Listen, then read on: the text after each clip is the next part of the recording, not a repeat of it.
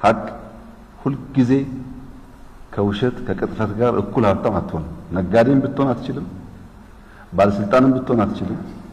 የሚዲያ ሰውም ብትሆን አትችልም። በሁሉም መንገድ ሀቅ በጣም ደሃ ነች።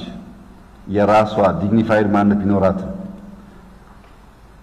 ቅጥፈት ነው ሀብታም የሚያደርገውና ሀብታም መሆን ከፈለክ ውጣ ካለህበት እንትን ሀቅን ከመረጥክ ግን በቃ ሀቅ የሚያስከፍለው ዋጋ ደግሞ አብሮ መውሰድ ያስፈልጋል ማለት ነው። አሁን አንተ ብትዋሸው ነገር ብትል ብዙዎቻችን ይከተላል። ግን አንተ የምትናገረው ቁም ነገር ነው።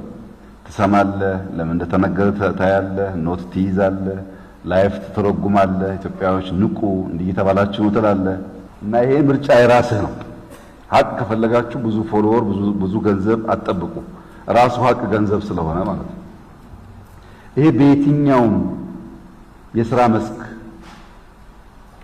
የሚያጋጥም ፈተና ነው። በሚዲያ ብቻ አይደለም።